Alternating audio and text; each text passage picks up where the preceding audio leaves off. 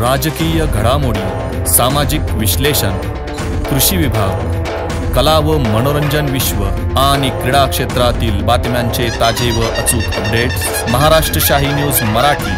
बातमी मागची बातमी, शोध सत्याचा। प्रायोजक आहेत off key studios, music and recording studio Ambidumala, audio advertising, music composition, recording, background music, mixing and mastering services आता आपल्या पठार भागात। संपर्क 95 95 65 48 75। कशा संदर्भात आणि काय विशेष दौरा आपण केला पठार भागामध्ये? जय महाराष्ट्र। आजचा दौरा खरं म्हणजे त्याचं खास प्रयोजन असं नाही, परंतु गाव भेटी असतील किंवा त्याचबरोबर जाऊन ग्रामस्थांच्या भेटी असतील आणि ग्रामस्थांना भेटून स्थानिक काही अडीअडचणी असतील, प्रश्न असतील, त्याची चर्चा करणे आणि त्यातून काही मार्ग काढता येईल का, अशा प्रकारच्या ह्या गाव भेटींचं नियोजन आहे। आणि सध्या आमच्या मागील जवळजवळ 8-10 महिन्यापासून नियोजित दौरे चालू आहेत। आपल्या बेलापूर देखील आता ही दुसरी वेळ आहे। तर ज्या ग्रामस्थांच्या विविध प्रश्नांच्यासाठी चर्चा करून त्यातून मार्ग काढणे आणि गाठी भेटी हा ह्या दौऱ्याचा मुख्य उद्देश आहे। साहेब, आपण एक पंचवार्षिक या तालुक्याचं नेतृत्व केलेलं आहे, तर या तालुक्यामध्ये जे काय प्रलंबित प्रश्न राहिलेत आणि विकासापासून काही गोष्टी दुर्लक्षित राहिल्या गेल्यात, त्याबाबत तुम्ही काय विचार केला आहे का भविष्यामध्ये?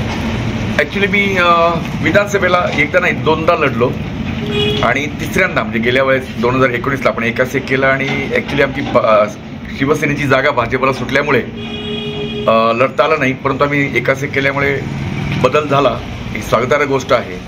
पण तुम्ही जर प्रश्नांचं विचारलं तर तालुक्याचे अनंत प्रश्न आहेत, त्यात प्रामुख्याने तुमच्या रस्त्यांचा प्रश्न आहे किंवा शेतीला पाण्याचा प्रश्न आहे।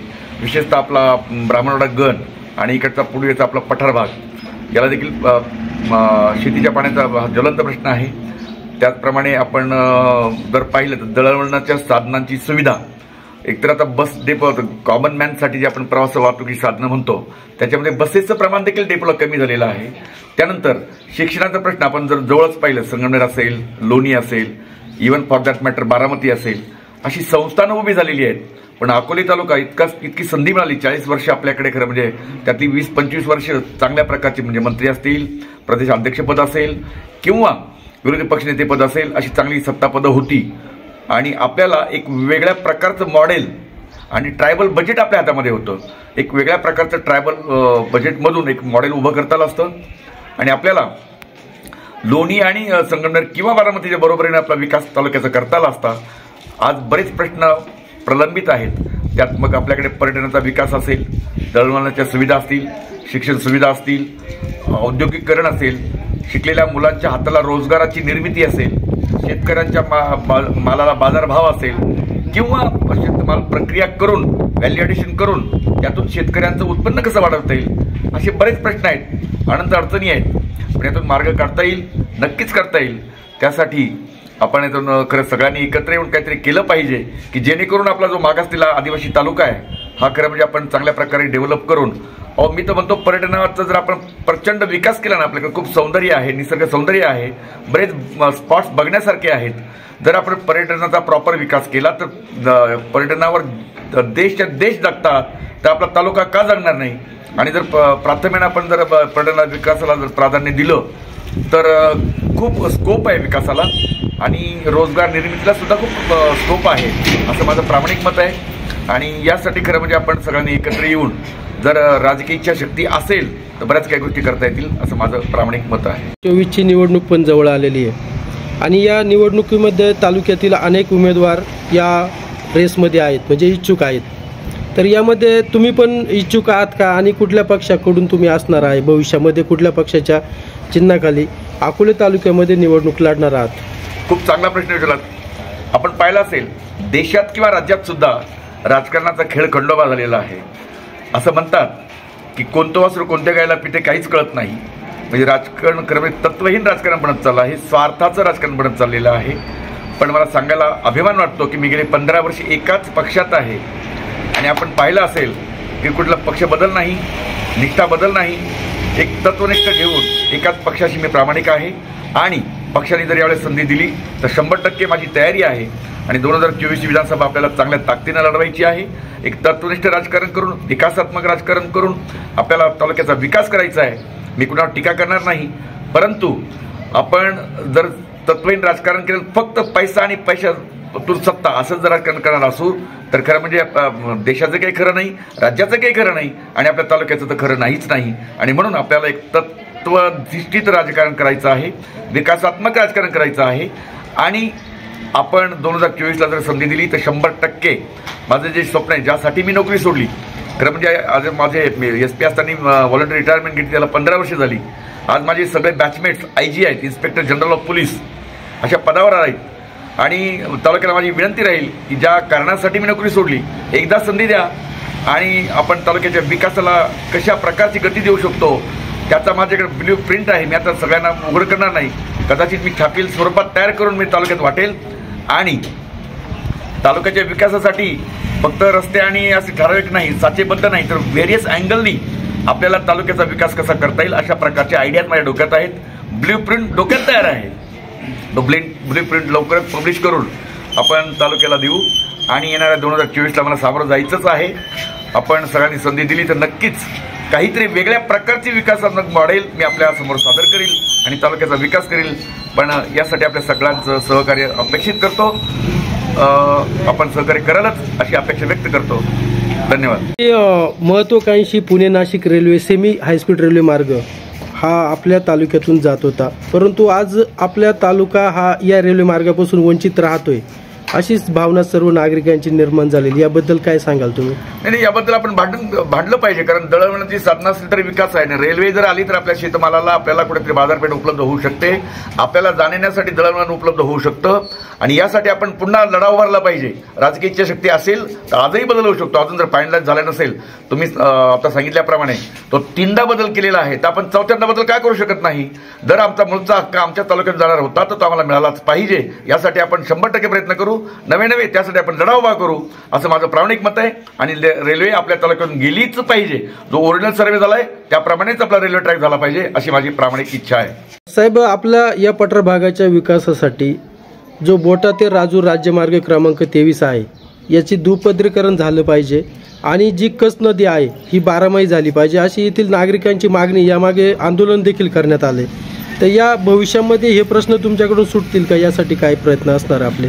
आतापर्यंत व्हायला पाहिजे होता. आणि जर सध्या आपल्याकडे जर हजारो कोटीचा फंड येतोय तर जो आपला राजूर बोटा हायवे नंबर 23 हा दुपदरीकरण आतापर्यंत व्हायलाच पाहिजे होता. तर त्यासाठी होणार नसेल तर आपण एक आंदोलन उभं करू शकतो किंवा इथून पुढे मी त्याचा पाठपुरावा करतो. त्याचबरोबर जर होणार नसेल तर आपल्याला सगळ्यांच्या सहकार्यानं तो एक जन आंदोलन उभं करून ते करावं लागेल.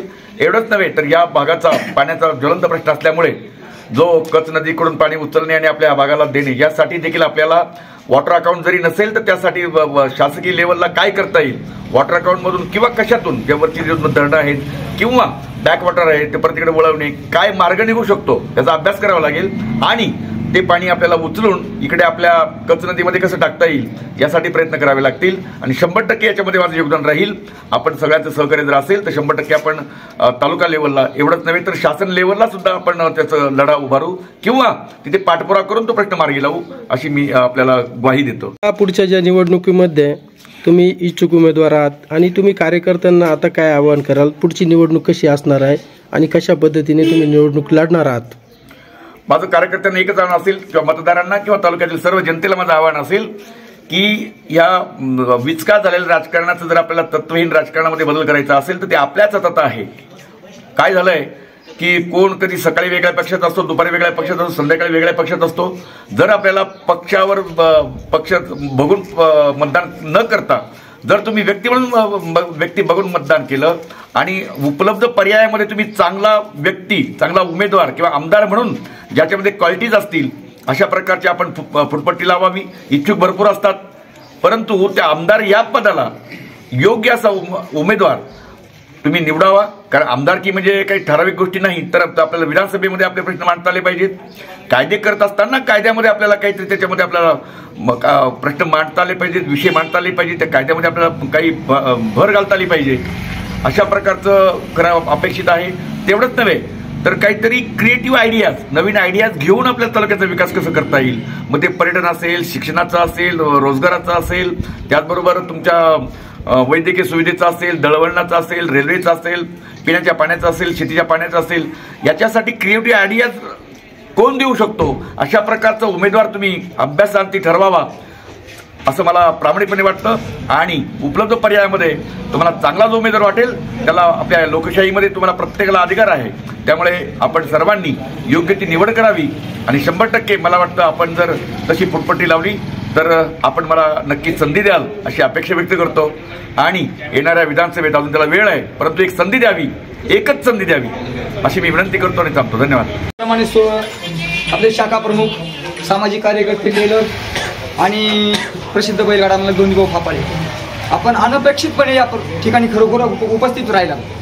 मला असं वाटतं 2009ला पहिली इलेक्शन लागलं आणि तळपडे साहेब नोकरी सोडून तालुक्याचं नेतृत्व करण्यासाठी कुठलीही गरज नसताना पण तालुक्याला एका चांगल्या व्यक्तिमत्वाची त्यावेळेला गरज होती, ते लोकांनी हेरलं आणि साहेबांना म्हणजे राजकारणामध्ये जबरदस्तीने आणलं असं म्हटलं तरी वावगं होणार नाही त्यावेळेला. आणि त्यावेळेला संपूर्ण तरुण वर्ग आमच्यातला पण सोशल मीडिया किंवा हे ऍक्टिव्ह नव्हतं त्यावेळेला. आणि लोकांचा एक कल थोडा वेगळ्या अँगलने होता. लोक त्यावेळेची इलेक्शनची पद्धती वेगळी असायची. ते ठराविक 4-2 गिजाडासारखे लोक असायचे आणि त्यांनी ते इलेक्शन आलं का त्यांची दिवाळी वाटायची त्यांना आणि त्यांनी ते इलेक्शन ते म्हणजे तेवढी वेळ मारून नेली जायची. आणि काठावरती आलेला आपला विजय म्हणजे खऱ्या अर्थाने म्हणजे तो एक काळा दिवस मी म्हणतो अकोले तालुक्याच्या दृष्टिकोनातून आणि आमच्या तरुण वर्गाच्या दृष्टिकोनातून म्हणजे तरुण वर्गाच्या भविष्याच्या दृष्टिकोनातून सुद्धा तो काळा दिवस ठरला गेला की जे वेळेला तळपडे साहेबांचा थोड्यावर गेला. परंतु पराभवानंतर सुद्धा गावोगाव भेटी देणारा एकमेव म्हणजे त्या काळातला एकमेव व्यक्तिमत्व असेल तर फक्त तुम्ही होते. हो, पूर्ण दौरा केला आणि त्याही वेळेला आभार मीच मानले होते. म्हणून मला आजही स्वाभिमानाने वाटतो की खऱ्या अर्थाने साहेब तुमच्या भव्य का बघून मी एक गाडा मालक आहे. आमचा गाड्या मालकांचा एक हे असतो, तुम्ही यात्रेला कधी असतात किंवा नसतात, आले होते तर वरती झेंडा असतो भगवा आणि खाली घड्याळ असतं, पण भव्याचा आदर करणारा आम्ही गाडा मालक असतो. आणि आजही तुमच्या गळ्यामध्ये भगवा आहे म्हणून या स्वाभिमानाने मी सांगतो आणि ताटमानेने सांगतो साहेब, बाळासाहेबांच्या विचाराने मी प्रभावित झालेला माणूस आहे आणि संपूर्ण पठार भाग आपल्या पाठीशी कशा पद्धतीनं ताकदीनं उभा करायचा याची संपूर्ण जबाबदारी खऱ्या अर्थाने संपूर्ण तरुण वर्गावरती राहणार आहे. परंतु ज्या काही समस्या असतील, मध्यंतरी आम्ही एक आंदोलन केलं, कोणतं म्हणजे नदीच्या बाबतीमध्ये कोरडी पडायला लागली. म्हणजे आमच्या धरणावरती अनेक पठार भाग अवलंबून आहे, पण आडाच जर नसेल तर पोर कुठं येणार. आणि ही परिस्थिती अशी तयार झाली असताना आज जांभळे गावामध्ये खालून चिल्लेवरचे पाणी आलेले वैयक्तिक शेतकऱ्यांनी आणलेले. आणि मग पोर्चनचा पहिला प्रयोग तसा महाराष्ट्रामध्ये माझ्या वडिलांनी केला मोटरचा. My father is graduated 1973 through the SP college of Poona. म्हणून मी तुम्हाला एक सांगतो आदराणी, ग्रॅज्युएट फ्रॉम एसपी कॉलेज 1973. मग ती म्हणजे एज्युकेशन म्हणजे I can tell you because that म्हणजे this is my condition. My qualification MA but side education म्हणजे diploma and other at first ITI. MA in which subject? Politics. Political science. Okay. प्रश्न असा असतो म्हणजे मी का सांगत नाही, आपल्याकडे बघितल्यानंतर कुणी म्हणलं नाही हा शिकलेला आहे. मी तो विषय थोडा वेगळ्या अँगलने होता की ₹1,00,000 पगार दिला तरी मी नोकरी न करणारा माणूस, परंतु म्हणजे आमच्या एरियामध्ये मोठा बागायतदार म्हणून ही मात्र मला स्वाभिमान आहे आणि बैलगाडा मालक म्हणून तो नक्की स्वाभिमानी. पण त्याबरोबर खऱ्या अर्थाने तुमच्यासारख्या चांगल्या माणसांना ज्यांचं समाजासाठी योगदान असते यांना पाठिंबा देणं हे आपलं कमीत कमी एक तरुण युवक म्हणून तरी आज तरी कर्तव्य आहे की जेणेकरून पुढील पिढीला त्याचा आदर्श थोडा वेगळा जाईल आणि पुढील कुठेतरी विकासासाठी सहकार्य आपल्या हातून लागेल. वय जरी प्रत्यक्ष नाही लागलं तरी चांगल्या माणसांना सहकार्य केल्यानंतर चांगली माणसं ज्या वेळेला समाजकारणासाठी पुढे जातात म्हणजे आपण थोडी फार नाही तर उठी जरी लावली तर त्याचा फायदा नक्कीच समाजासाठी होतो. हीच अपेक्षा आहे. तुम्ही आलात, सांगायचा विषय असा आहे की जर खालचं पाणी जर आपल्याकडे आलं म्हणजे काळू मांडवी जो म्हणजे प्रकल्प होऊ घातलेला आहे त्याच्यामध्ये कुठलं राजकारण नाही, परंतु जनतेचा प्रश्न आहे तो सॉल्व्ह होईल ही खऱ्या अर्थाने तुमच्याकडनं अपेक्षा राहील. आणि 2024 साठी महाराष्ट्र शाही न्यूज मराठी, बातमी मागची बातमी, शोध सत्याचा.